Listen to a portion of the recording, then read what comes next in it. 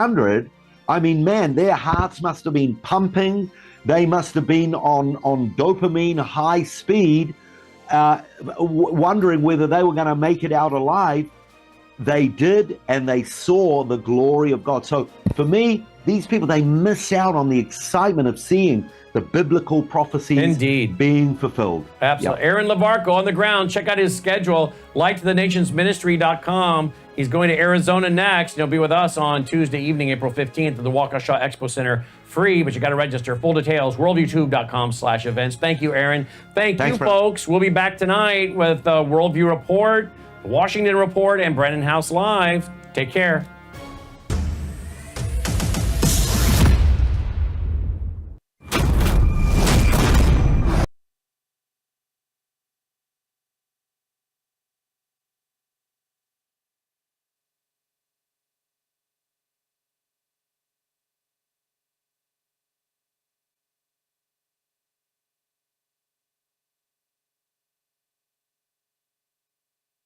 You are watching Worldview 2, built on the 35 years of Worldview books, documentaries, research, high-profile interviews, and the radio and television broadcasts of Brennan House.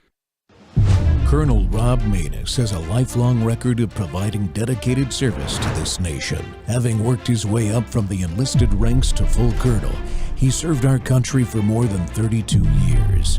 He has served as a bomber squadron commander, bomb disposal technician, Joint Chiefs of Staff Operations Officer, assisted the National Security Team with the campaign plan for the global war on terrorism.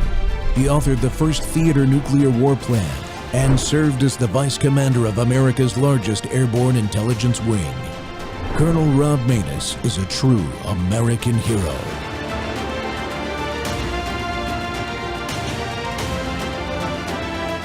This is Rob Maness Live. Since 2023, Nasrallah, also known as the Houthis, have attacked international commercial vessels and U.S. service members in the Red Sea and Gulf of Aden, while sparing Chinese-flagged ships. Houthi attacks have severely harmed economies the world over and contributed to global inflation by forcing cargo ships to take a more circuitous and expensive route around Africa. The State Department has designated the Houthis as a foreign terrorist organization, which identifies them as a threat to U.S. interests, including our personnel in the Middle East, the safety of our closest regional partners, and the stability of global maritime trade. This designation demonstrates America's ironclad commitment to eliminate the Houthis' capabilities and operations and end their attacks in the Red Sea.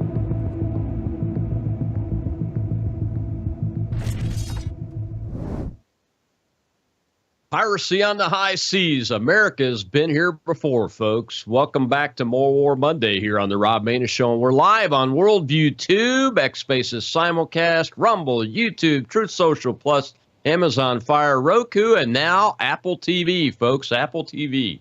Well, Payment in Iron.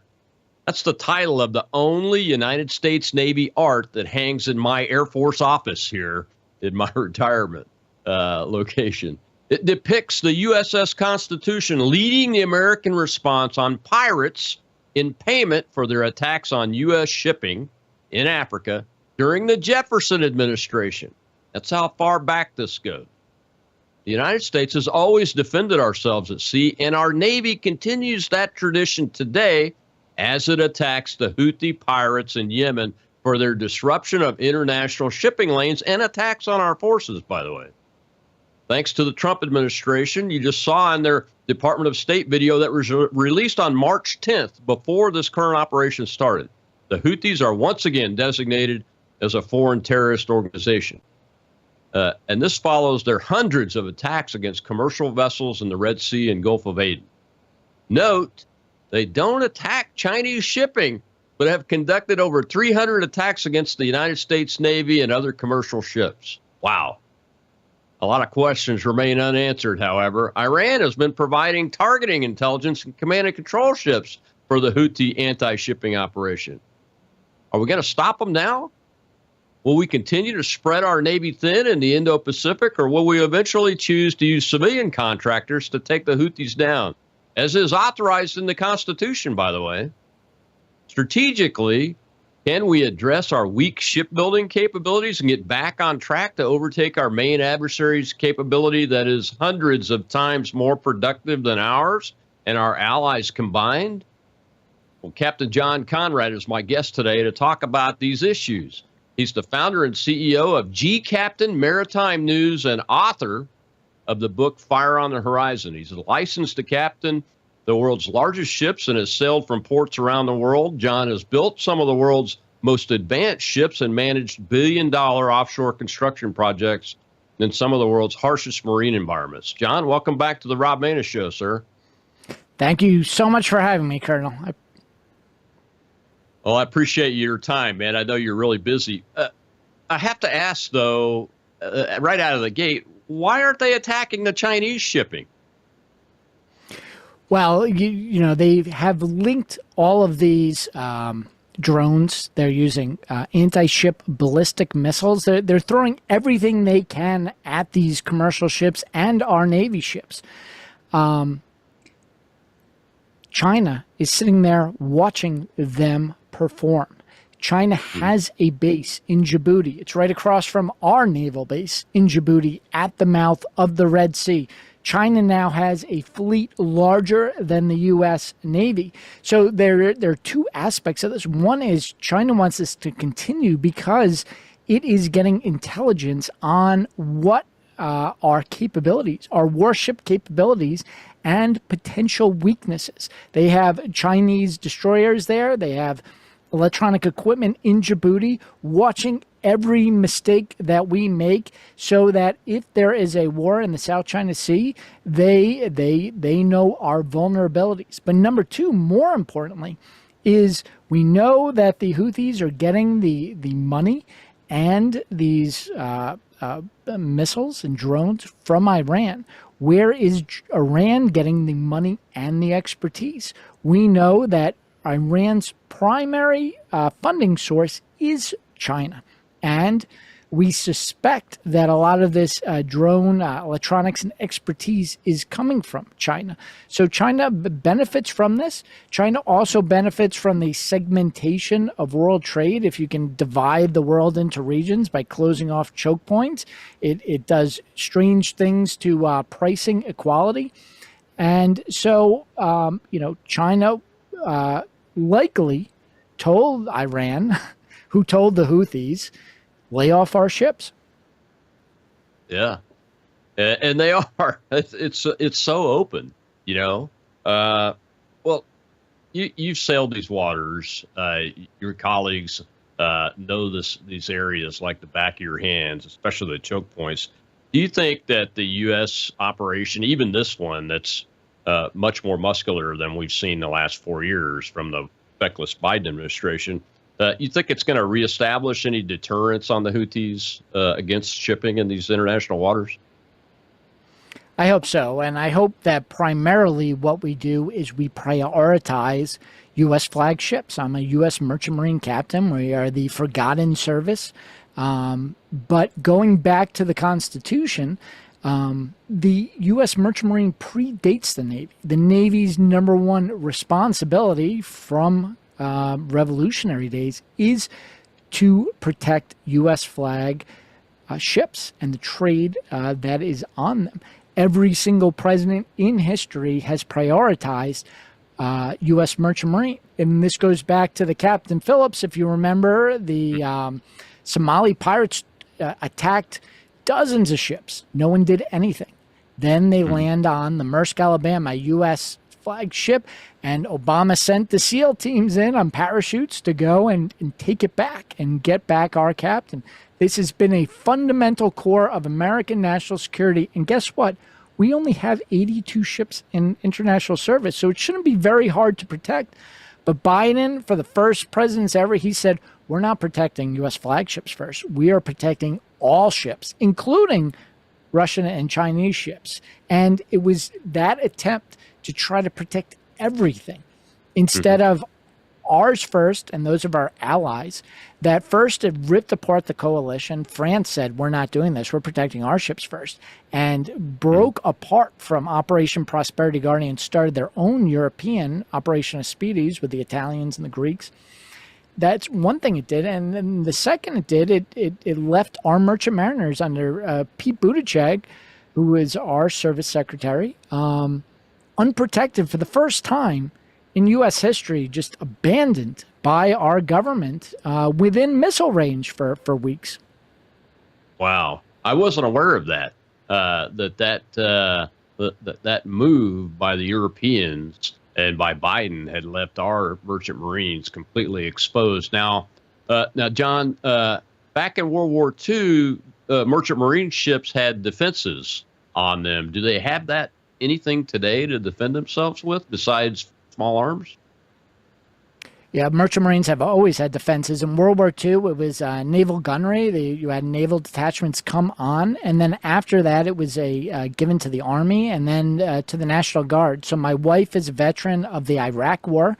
She brought a container ship through the Suez, Red Sea, into the minefields off Iraq. They had the Puerto Rican National Guard set up with communications equipment, set up with 50 calibers on deck, set up, with tactical air support for the fighter jets overhead. The Army has pulled back from this role. We saw with the Gaza Pier plan, the Army used to have a larger Navy than the Navy. Army's responsible for a Corps of Engineers, all the rivers and bridges. We forgot that when the Baltimore Bridge collapsed, they didn't have the equipment to do the salvage. The Merchant Marine had to do that. We saw that with the failure of the Gaza Pier, which led to the death of 3 Americans. And we saw that in the Red Sea. The Biden administration, even though it's precedent that you bring military units on U.S. merchant marine ships in combat zones, Biden and Secretary Pete Buttigieg specifically, because he's in charge of the merchant marine, said, no, we're not doing this. And worse than that, while these merchant mariners were stuck there in missile range at anchor, Pete Buttigieg didn't once do a message to the family, say, hey, your loved ones are safe or not safe or anything. He just completely pretended that he had no responsibility in that and the Gaza Pier, which I said most people don't realize 3 Americans died because of that Gaza Pier debacle, which Pete and Lloyd Austin were the primary cabinet secretaries on. Yeah, people forget in our country too quickly, don't they? I'm sure they've forgotten that folks like you and I were saying this is not a good idea. When you look at the surf in that part of the world, that system just wasn't designed to be able to do that. And I think that's why those people died, was because of that. And the president made a really, really poor decision. So how much of the Suez Canal and the Red Sea and the choke point there and everything, how much U.S. shipping is actually, before this all started, was going through there, and how much is going through there today as compared to other countries like the Chinese, for instance? Well, unfortunately, we just got a leak from the signal check group of the cabinet secretaries who were talking about this, and it looks like Mike Waltz accidentally brought in a Atlantic journalist into this group, but J.D. Vance, if these messages are correct, correctly states that only about 3% of the trade going through ends up in the United States. It's about 30% in Europe, and in this group they talk about, Pete Hegseth says he is very frustrated in the fact that this is a European problem.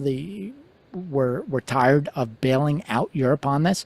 But the sad fact is that Europe has under-prioritized defense. They've given no money to defense. And if you think that their armies are bad, they've seriously underfunded the Navy. So they could only send 3 warships at a time. The Europeans, because it's 30% of trade, and this causes global inflation. They've wanted to solve this, but they can only send 3 warships at a time, and not one of the warships is as capable as an Ollie Burke destroyer. So they They completely failed. Wow. That's amazing that they've let their navies go so far down, even with the Europe. I get some humorous entertainment from watching you tweet about the Canadian Navy, for instance. But, it's one thing for the Canadians to be letting their stuff go to hell. But for the Europeans, I mean, these nations like the French and the Spanish and the United Kingdom, I mean, they were empires based on their navy fleets at one time. And it just goes to show you that we're right to insist that they put more funding into their defenses, even beyond NATO. Yeah, I can't take up the opportunity not to harass Canada a little bit because this is a critical point. Trump wants this golden dome for the ballistic missiles that could come hypersonic from China. Well, that's going to come over Canada, but what they don't realize, we can lend those systems, Patriot missiles or whatever the new one is, to the land, but you also need destroyers. And the Great Circle route from China goes over the Eastern Pacific. So you need Canadian destroyers there, one. Second, if we have a problem in the South China Sea, our destroyers will surge to Hawaii and Guam. Who's protecting the homeland? We need the Canadian Navy, but they only have 3 rusted subs and 0 destroyers. And the NATO navies are not much better. UK has the best navy. They have 2 aircraft carriers, but they're conventional carriers, and they don't have enough destroyers to protect it. So for them to get underway, they need our logistical support and our destroyers. French have 1 nuclear carrier, but it's just 1. And then it goes down from there. Wow. Well, we got to take a break, John. When we come back, I want to talk about robbing the Indo-Pacific of naval power to move it over to the Middle East, and whether that's a wise idea or not, as we continue this discussion with Captain John Conrad, merchant marine captain and founder and editor of the G Captain. You should go check that out. It's the world's most famous maritime news site and very, very popular. I'll be right back on the Rob Maness Show.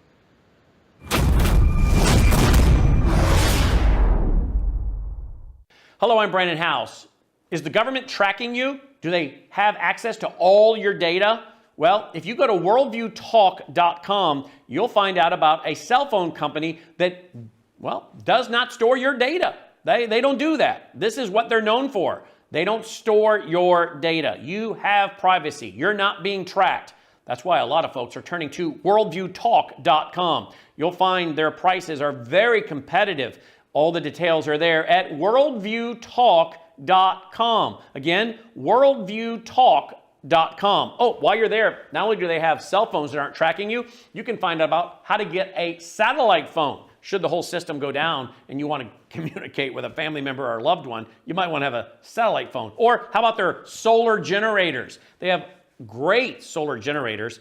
Check them all out right now. Worldviewtalk.com. Worldviewtalk.com.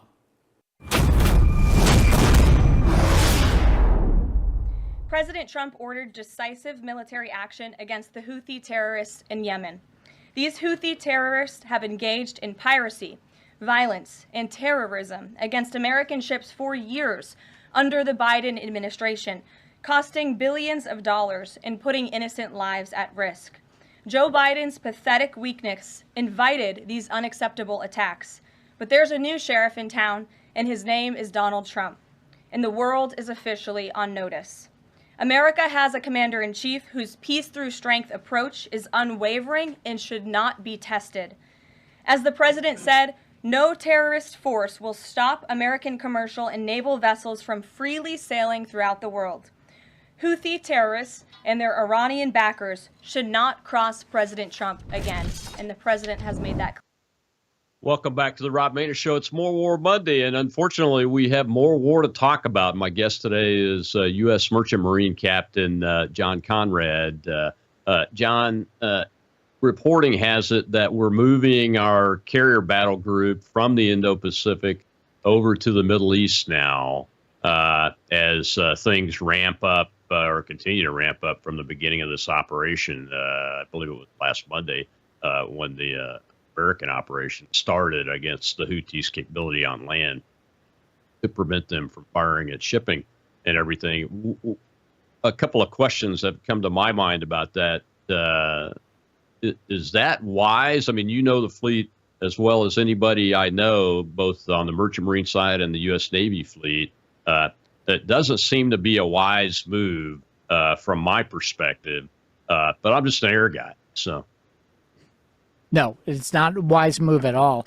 And let me rewind a little bit. First, you have these anti-air missiles. Some of them, cost millions of dollars each, firing against these Houthi drones because they want to get the drones further out. So what they do is they don't wait for it to get within CWIS, close in weapon system range, or the 5-inch gun, which has air defense capabilities.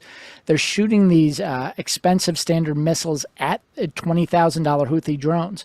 We've already expended billions of dollars of these missiles, and each destroyer has a limited number of them, and we haven't figured out how to reload them at sea. So the destroyer only carries 96 missiles, and then it's got to go all the way to Bahrain and reloaded with a crane.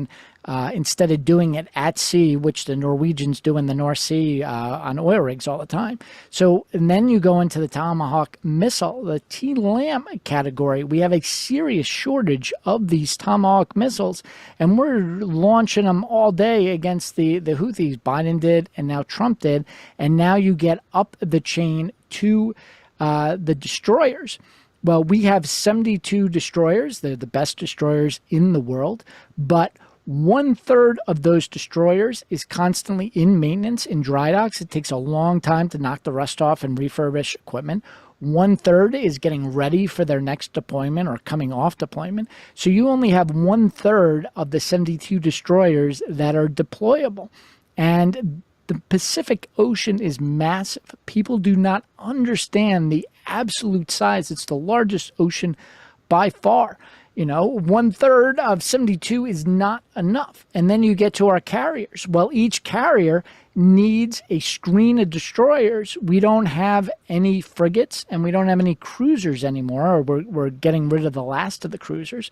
So they have to soak up destroyers. And we only have, we have 11 carriers, I believe. Only 9 are operational right now and 4 are deployed. This isn't enough. We have 2 in the Pacific, and we're getting Nimitz. We're cutting short its maintenance period, and it's deploying to cover a carrier in the Pacific, so one of those carriers can go to the Red Sea. And if you take a look at a picture of this Nimitz, we're kicking it out of shipyard while it still has rust all down the side. And this is a big problem with our Navy. We're decreasing the maintenance period as we increase these deployments because we just don't have enough warships. And this leads a complete gap of carriers. We could be using them in the Mediterranean to watch the Russians. There's all this cable cutting by the Russians and the Chinese in the Baltic. No carriers up there. We have these operations against the cartel. We just sent 2 destroyers. We could use a carrier down in Central and South America, but we just don't have it.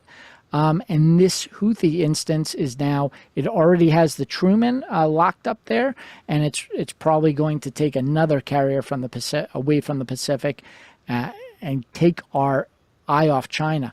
Finally, I'll say China loves this. They're not only getting this telemetry and our weapons weaknesses by watching all this, but they love that we're expanding our TLAMs, our standard missiles, and ramping down the maintenance period of our ships in order to surge against the Houthis. Now, has our support of Ukraine, is that having an impact on this capability too?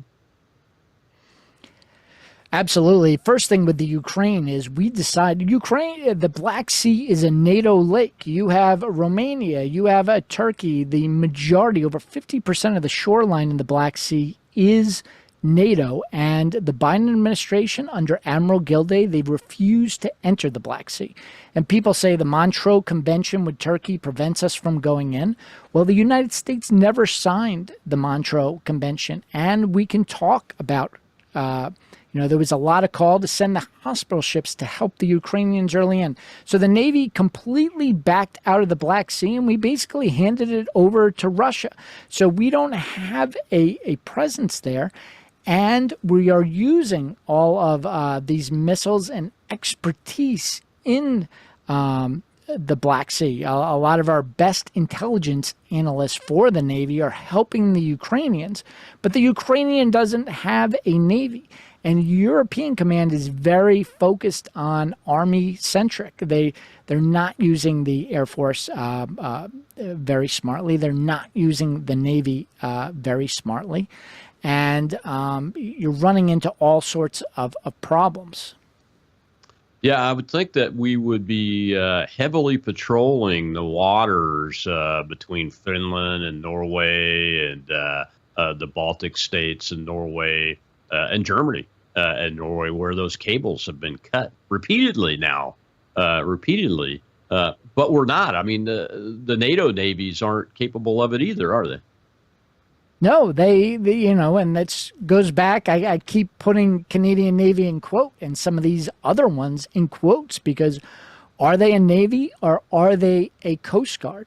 I talked with a member of the new Secretary of the Navy's team when I was in Washington, and he said one thing that he wants to cut out immediately is sending all of these admirals over to Europe. He said, a rear admiral in the Navy commands a number of ships, where a vice admiral of the Danish Navy, what does the Danish Navy have? I think 4 broken frigates. Is that even really this individual said our commander is equivalent in the number of ships he commands to a vice admiral. So why are we sending admirals over to negotiate with these people?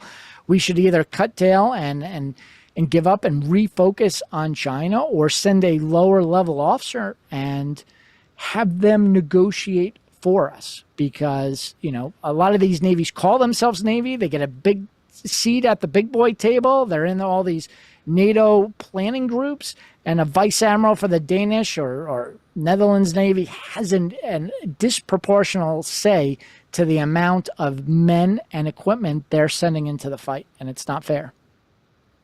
Yeah, I've made it no secret that I'm a graduate of the U.S. Navy War College, and I was in the U.S. Navy woke college now. Well, this was in the mid 2000s, so I graduated in 2007. Better then, so it was better then. But I was in what they call the International Command College, which is unlike the other services. They take all their international students and put them through a course. And they sprinkle 4 or 5 Americans from each service with them, and then we travel around and essentially do our classes on the road a lot. But I was amazed at the small navies that were, these guys are all and gals are all treated as though they understand a organization that's capable of fielding a United States Navy or even the French Navy and the UK navies. I mean, they were still pretty powerful back then too. But you had all these other countries with their sailors and their officers in this class that were going to be admirals. And many of my classmates have gone on to be the chiefs of their navies. And they may have a couple of frigates, like you said. So it's very interesting to see that play out. John, before we go to the next segment, I got to ask you this, and we can carry this over in. And you mentioned how vast the Pacific Ocean is. And I've flown from a place called Diego Garcia up into the Middle East and Southwest Asia on a regular basis. And flown across the Pacific in bombers from the United States all the way to Diego Garcia many, many times. I have a really good understanding of it, but most Americans do not. And I'm beginning to wonder, and I want to ask you this before we go to the break, is do most of the United States Navy's leaders understand just what the size of the problem is to just deter the People's Republic of China? They understand, but they it's particularly a logistics problem. We know logistics wins wars, and the problem is we have the best destroyers, we have the best bomber crews around. But how are they going to get there? I get very frustrated with the Air Force leadership. It's like, well, we can do in midair refueling. It's like, okay, but how is that forward air base in Diego Garcia or Guam or Midway Island? How are they getting their fuel? How are we getting the ammunition there? You need these logistical ships, and they're going to take weeks to cross the Pacific. We've cut this ready reserve fleet of merchant ships that are sitting there waiting, by 2/3. And this ready reserve fleet, the last time we tested it was under Trump 1.0 in 2019. They're supposed to have an 85% success rate, being able to get out in port and load equipment. The last test we did in 2018, 40% success rate. We could only get 40% of the ships out. So we can have the best destroyers, best bomber pilots, best everything. If we're not getting that fuel out to the forward air and naval bases and the munitions, these weapon reloads, it doesn't matter how good we are. Logistics wins or loses wars. Certainly does. I mean, we know that. We know that. We knew that from the very beginning, before the United States was the United States. Logistics is what won the Revolutionary War. And every war afterwards, it's in our dominance has been in the area of logistics at sea and then later on in the air. And I want to talk some more about the ships and fuel delivery and why it's important for Air Force generals to have a solid knowledge of what's needed, and they should be advocating for more every single time they go to the Capitol. We'll be right back with Captain John Conrad, a fascinating discussion of the maritime issues associated with all of these areas of the world where the United States needs to dominate, and we're not. We'll be right back.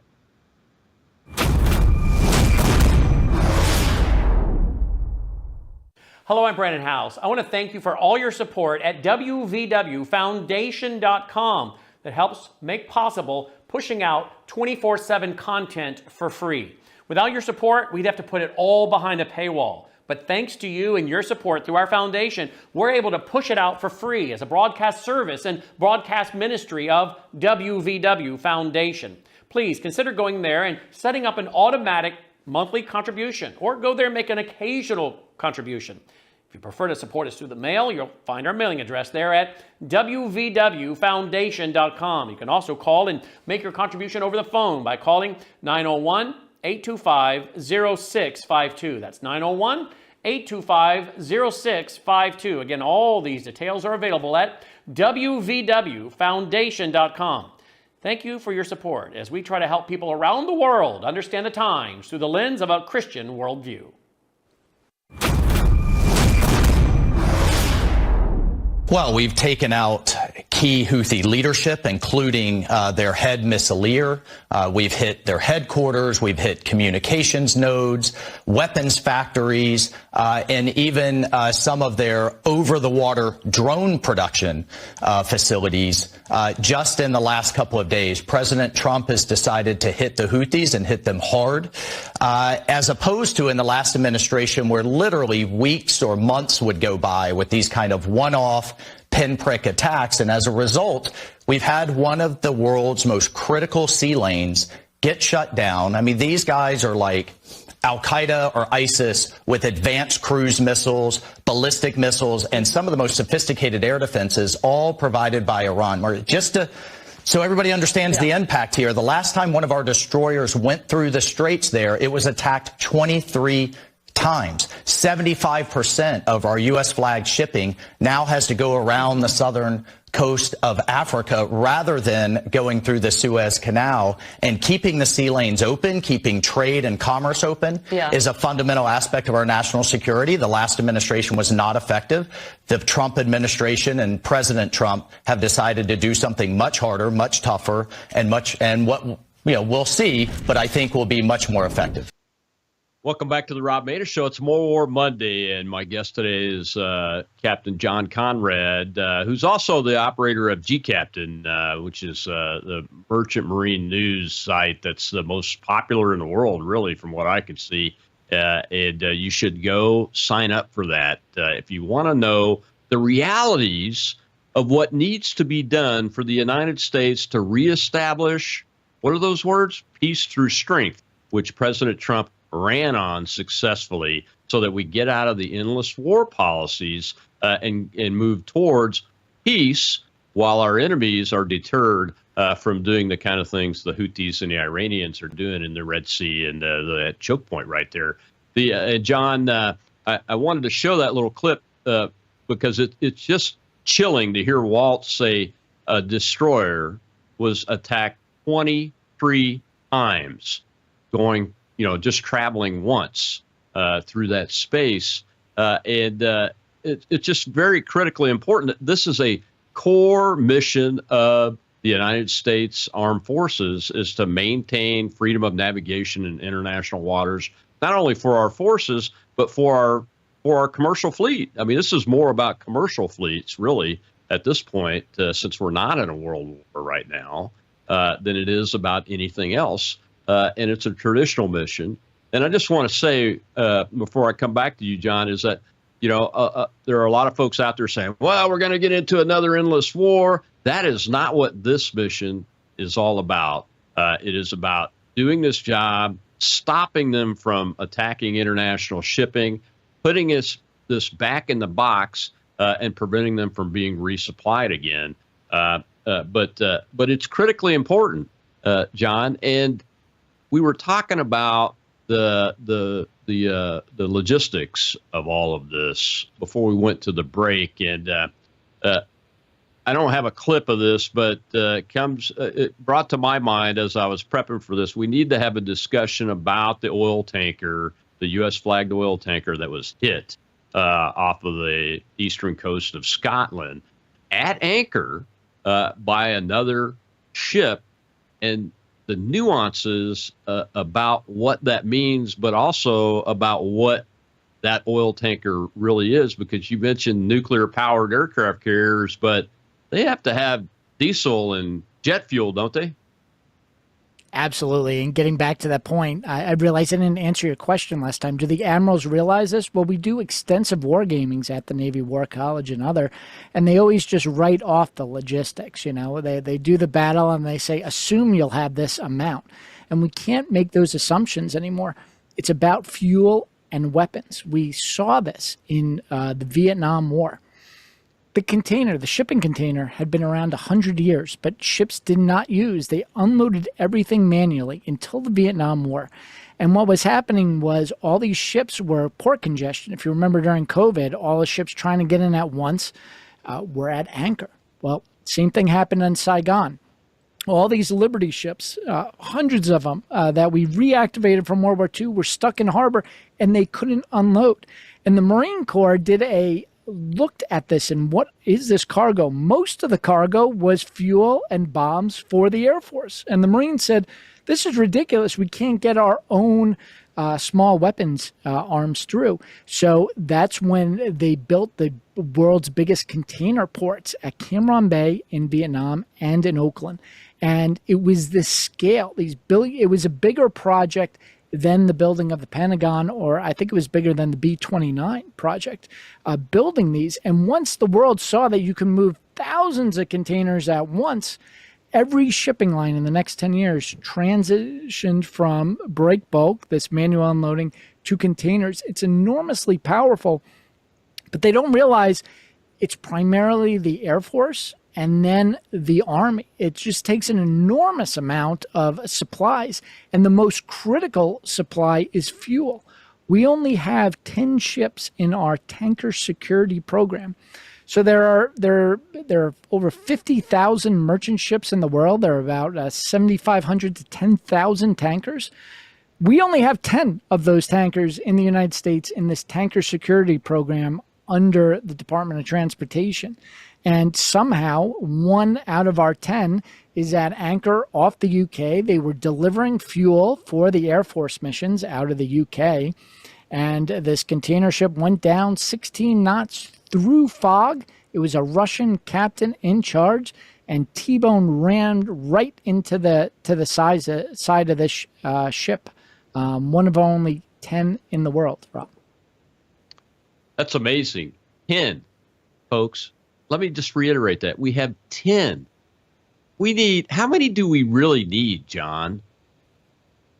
Well, I want to say we have a multiple of that in the United States and Jones Act trade, but in a war economy, you're going to need more. We can't take the ships that we're already supplying, like the Northeast, away for war, so this 10 is an international trade. Steve Carmel, the former vice president of Maersk, said that in order for a war in the Indo-Pacific, the Maersk calculates that we need at least 100 tankers overseas. And that was before Red Hill. The largest fuel storage facility in the world, underground bunker, was in Hawaii. We built it during World War II because we realized with the invasion of Pearl Harbor, the attack on Pearl Harbor, if the Japanese did another wave and hit our fuel tanks, it would have set us back a year or two in VJ Day. So during war, when we had other priorities, they built this huge underground tank under the thing. The Biden administration got these contractors in, and they replaced the steel tubes in these tanks with Home Depot PVC. A forklift backed in, and this fuel tank went into the aquifer and poisoned children on base. So instead of fixing it, Biden says we're going to shut the entire underground fuel storage in Hawaii down. So we need 100 ships before Red Hill was closed in Hawaii. No one has done an updated study to say how many tankers do we need now that Hawaii has been taken out. Wow. It's mind-boggling, and I'll be honest with you. The reason I know, yes, I'm a War College graduate from the Navy War College, but the big reason I know what the logistics problem the problem set is that I operated from Diego Garcia, which is 10,000 miles from nowhere.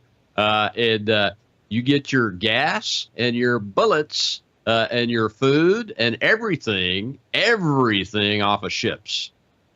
Everything. So it's a massive, massive problem set.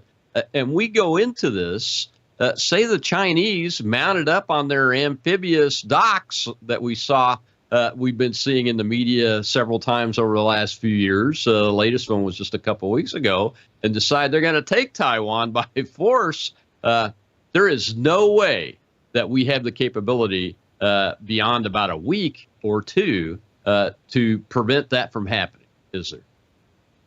No, and China has approximately 5,500 merchant ships. We have 82 in international service. So, everyone says, well, we'll just bomb these merchant ships or the submarines. I hear, well, the submarines are great. We got the best submarines in the world. Well, how many torpedoes are on each submarine? And then you shoot 2 torpedoes per merchant ship. And, do we have 10,000 torpedoes forward deploy? Absolutely not. Do we have 10,000 bombs that we can release even if we have air superiority? Absolutely not. It's a numbers game. And the one thing that the Navy has done very well over the last 2 decades is they've reduced the size, but they've increased the capabilities. But when you only have, 72 destroyers, and a submarine can't defend a merchant ship against drones, the Navy has straight up said, we are not defending these tankers. And guess what? Yeah. They've refused to put in close-in weapon systems. They refused to put on these Army detachments on these logistic ships. Even the Navy owned and operated one for Military Sea Lift Command. Once they break from the carrier group in the Red Sea right now, they have no defensive systems on board those oilers and tankers. So they're going to be very juicy targets for the Chinese to hit. Sure are. Well, let's take a question from the audience. I got a couple of hands up over there. Shell's our hostess. Go ahead, Shell. Who's up? Joseph, sir. Thank you very much, Colonel. My question is, Trump just a month ago, they had a big thing about building a big shipbuilding port. That we were going to build these new massive giant ships. Is what he said. How many of these ships do we need? Like an entirely new type of fleet to be able to resupply, or what is it that we would actually need from this type of a giant new shipyard? Sometimes my audience gets way in front of me, John. My whole segment, the next segment, is dedicated to the shipbuilding office, and I want to get your thoughts on what's going on and what things need to look like. But that's a great question, isn't it? It was broken up a little bit. Can you summarize the question for me, Rob? Yeah, he was asking. That President Trump has talked about establishing the shipbuilding capability and reinvigorating our shipyards and those kind of things. What is that supposed to look like? What kind of ship is he talking about? And how do we get that accomplished going forward? And we're going to take this discussion into the next segment. But go ahead, you could start it off, John. Well, you have to start off with China. China has 350 times the shipbuilding capacity of us. So for every one ship we build, China builds 350. Now, these are commercial ships. Why is that a problem for the military? Well, two things. Chinese-built merchant ships are part of China's war plan. Their merchant mariners have been given military training, and they build these ships to military specs, meaning they are very difficult to sink. Even that American tanker, when it got rammed 16 knots, a whole jet fuel tank exploded. It still didn't sink. So these Chinese ships are built to higher standards, and they're going to be used in the war. The other thing is, when they build commercial ships, they build the dry docks, the workforce, and then they can take those same dry docks and shift to building Navy ships. And that's what we really lost. We continue to build Navy ships in the U.S., but we have no surge capability because we have not been building commercial ships. So Trump wants to build both more Navy ships and more commercial ships so that we can cross-pollinate. Yeah, we got to take our last break. When we come back, we will dive into exactly that. How do we achieve that? That's a question you and I've talked about before. We've been talking about it for years now. These folks like John Conrad and Sal Margulis and Commander Salamander that are experts in this have been doing it for 10 years or more. We've got to get this done, but the question is how? What does that look like, and who? We'll be right back with Captain John Conrad here on More War Monday on the Rob Maness Show.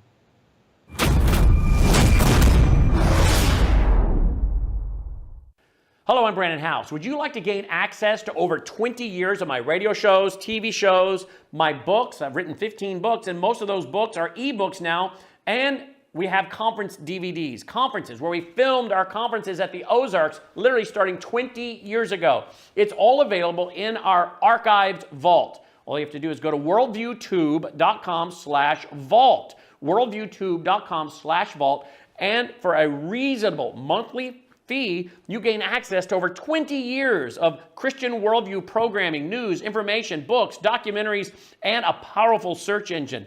And folks, it's a great way not only to educate yourself, equip yourself, but it's a big way that you can help fund our continuation as a broadcast network. Please check it out.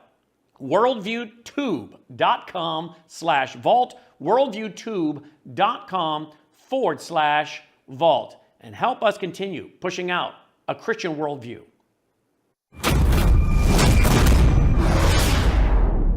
To boost our defense industrial base, we are also going to resurrect the American shipbuilding industry, including commercial shipbuilding and military shipbuilding.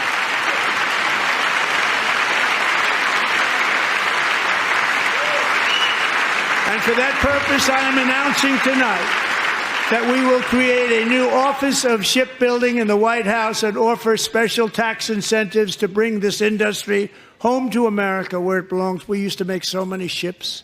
We don't make them anymore very much, but we're going to make them very fast, very soon.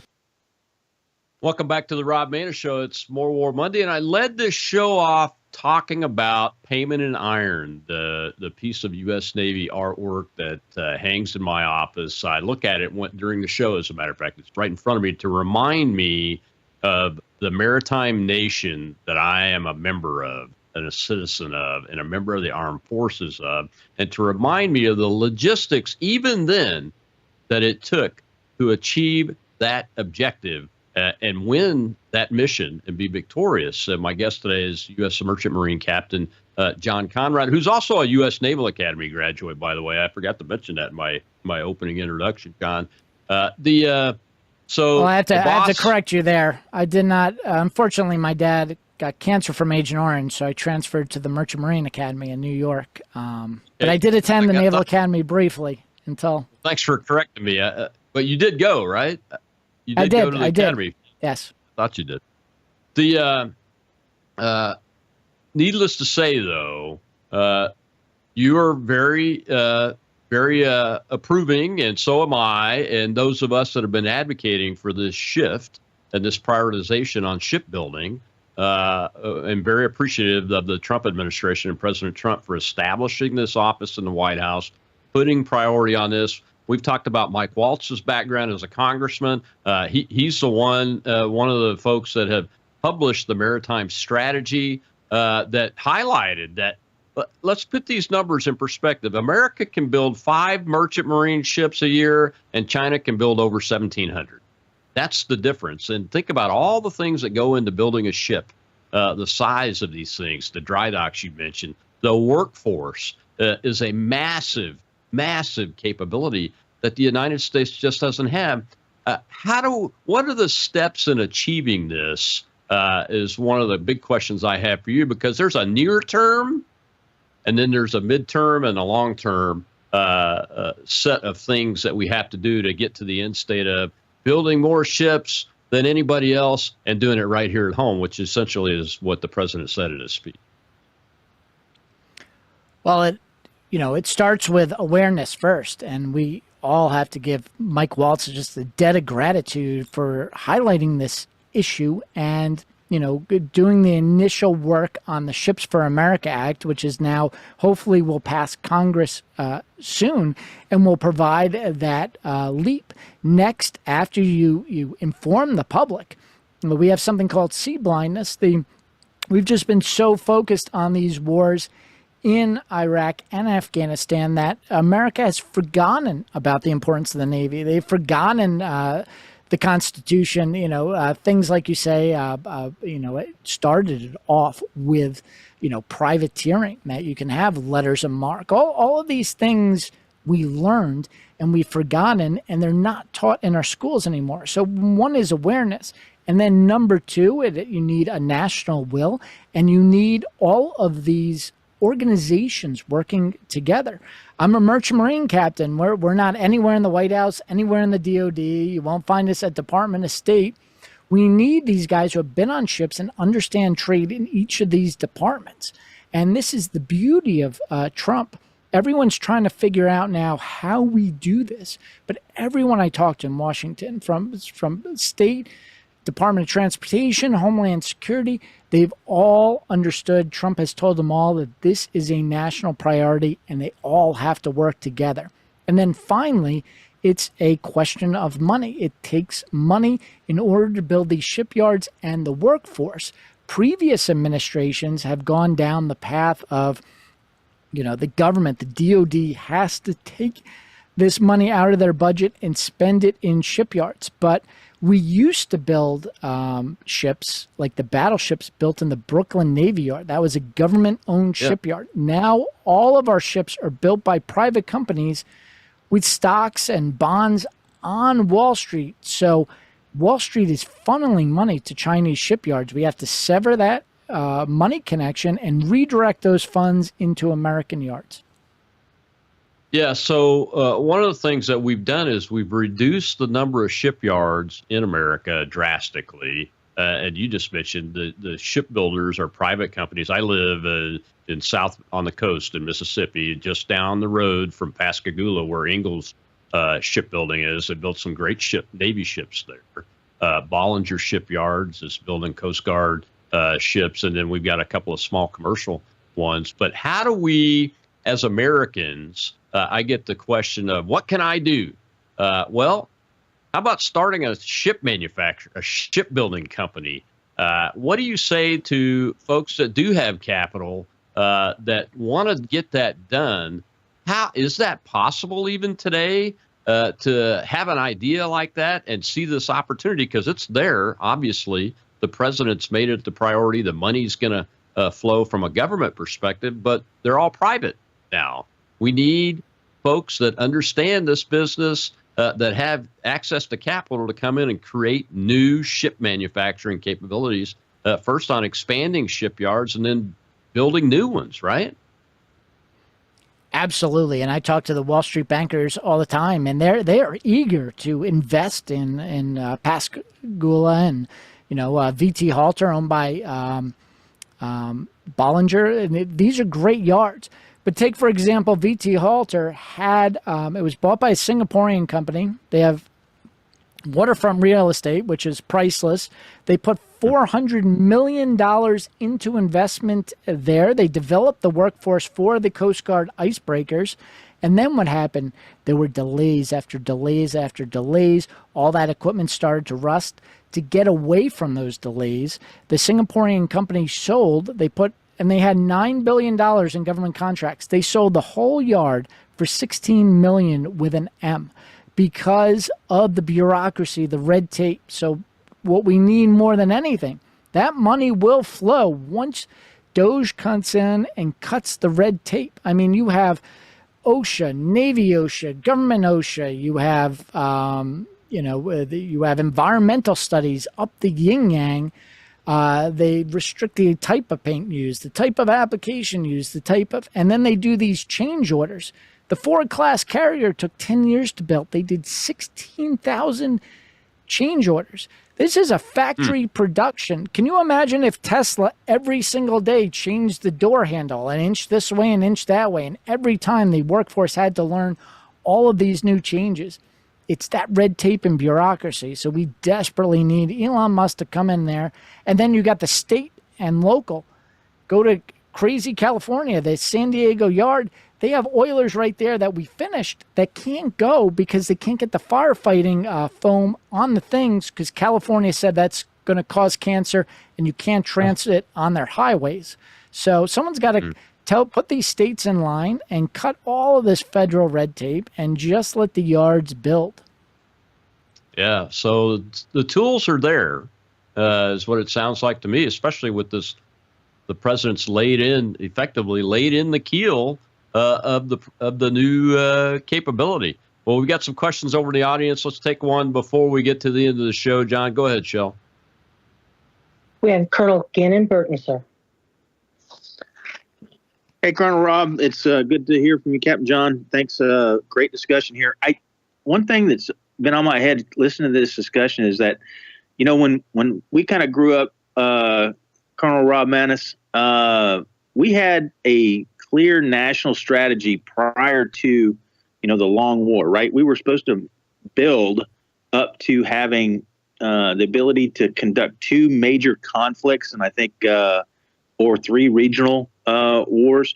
And I wonder if that's actually being readdressed now. And also, we lost Joint Forces Command, which seemed like a lot of overhead, but a lot of really smart people built that up to hold the military-industrial complex to actually being able to do what it's supposed to do, right? Hold the large exercises and then grade and hold accountability to our commanders of the fighting forces. So I'd like to ask you guys to talk about that for a second and where we're going on that. Is that being opened up again, or can we get back to the basics of the actual Defense Department creating the huge structure? Because it seems like the politicization of the military really started to go, ramp up after Joint Forces Command went up, and we kind of lost that overarching accountability that was being held.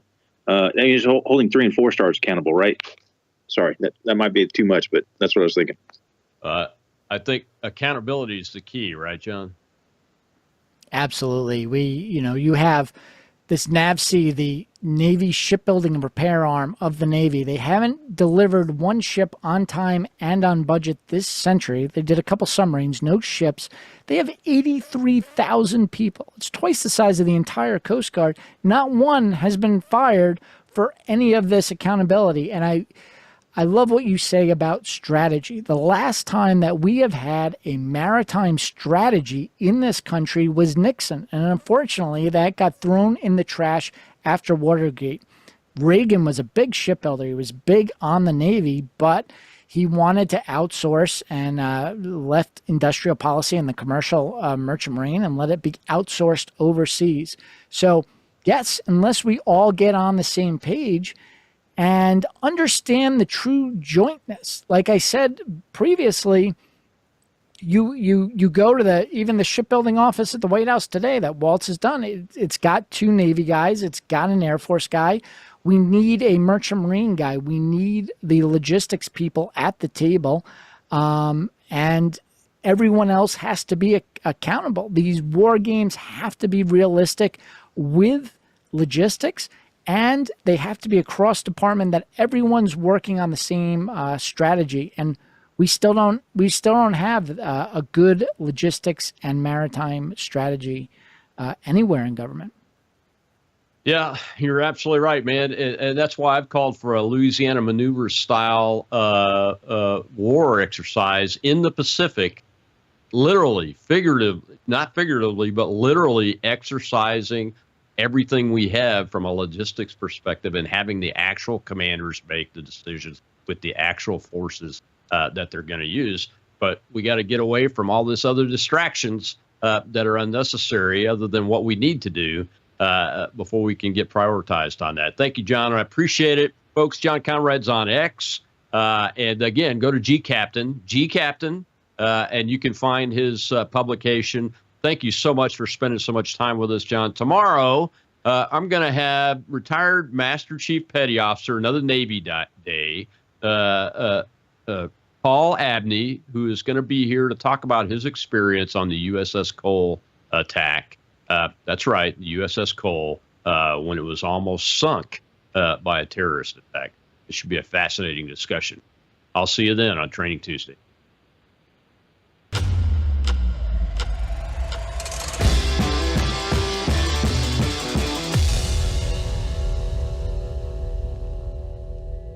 You're watching Worldview 2, built on the 35 years of Worldview books, documentaries, research, high-profile interviews, and the radio and television broadcasts of Brannon House.